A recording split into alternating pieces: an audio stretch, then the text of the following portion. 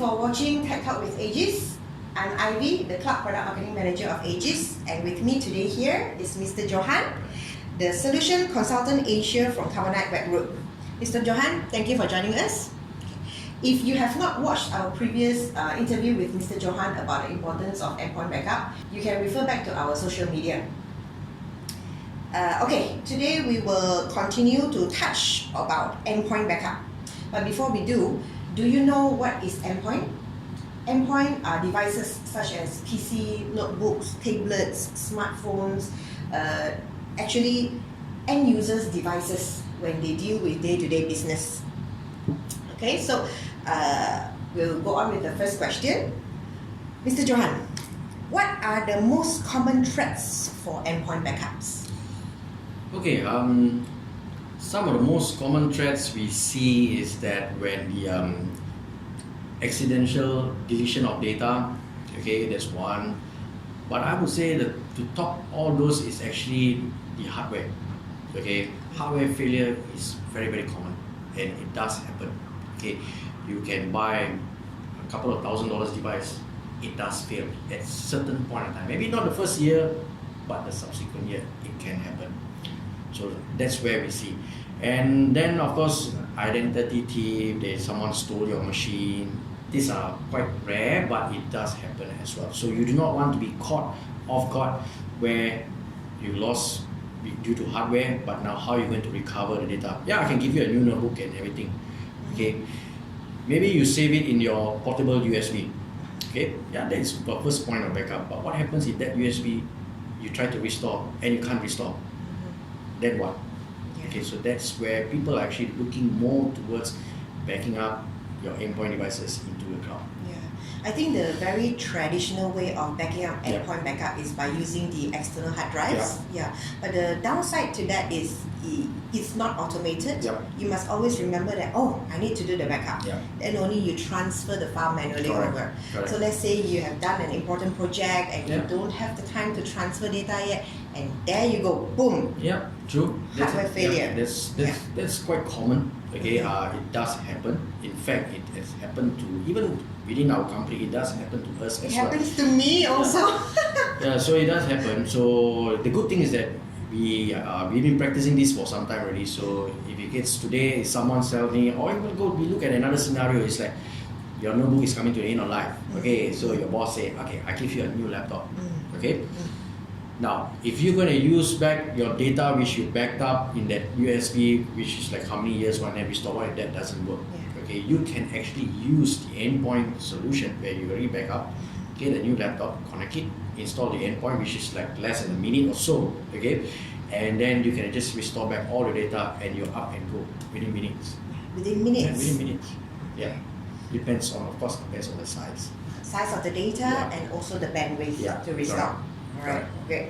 Okay, next question. What is the trigger factor that makes majority of Carbonite endpoint backup subscribers to back up their endpoints?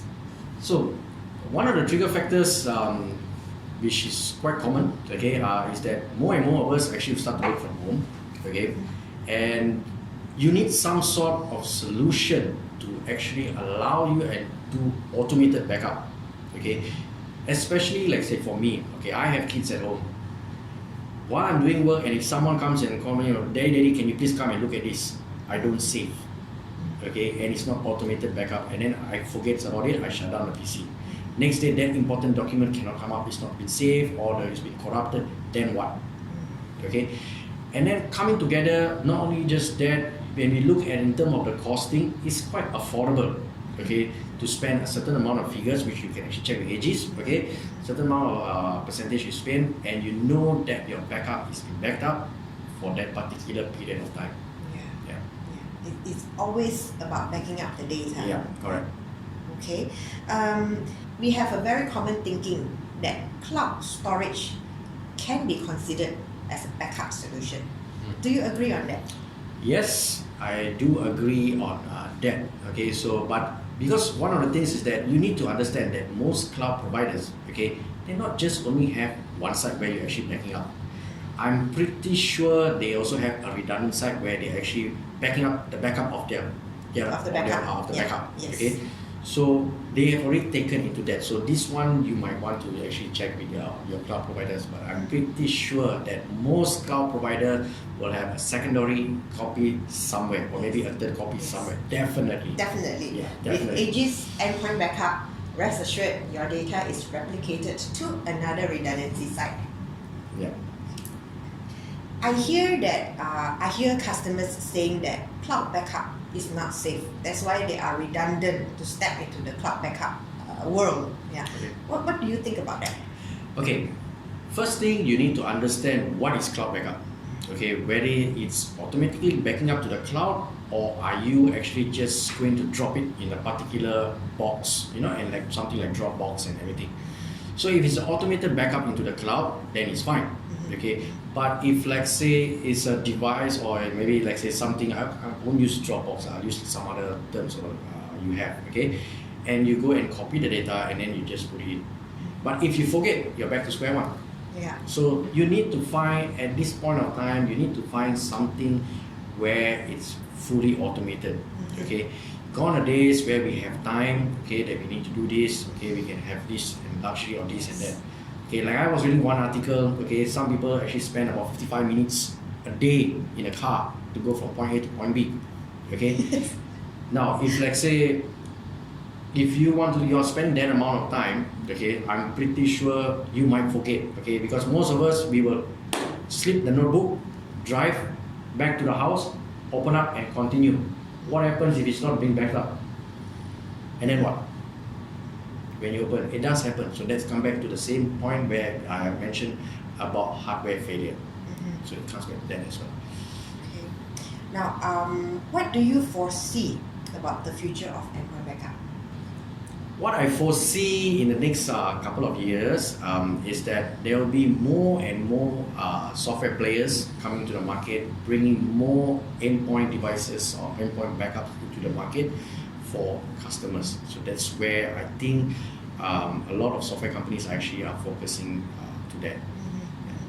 Now, why would the players be interested to venture into endpoint backups? Okay, I can't speak on behalf of the other players, but what I can see is that from the Carbonite perspective, okay, we see that more and more customers, okay, are no longer working from traditional offices. Okay, more and more are actually working from home. Okay, and this will be something a new thing. Okay, why I say that also is because if you notice that the cost of having someone in the office compared to the cost of the guy working at home, okay, is actually quite significant difference. Okay, it's much more cheaper to actually have someone to work at home, okay, rather than to the office. And people will tend to prefer to work at home. For example, like for me, I've been working from home for the last 10 plus years, and I find that I'm much more productive compared than sitting in an office. Okay. And with all that mentioned, Aegis is proud to be collaborating with Carbonite Endpoint Backup to provision Aegis Cloud Endpoint Backup into our Aegis Cloud Service offering. So, okay guys, that's the end of our interview session today. Hope you enjoy our video. Please follow us on our social media like Facebook, Twitter and LinkedIn, and also subscribe to our Aegis Cloud YouTube channel. Okay. Thank you, Mr. Johann, for joining us. Thanks, it was Ivy. a pleasure. Thanks, Ivy.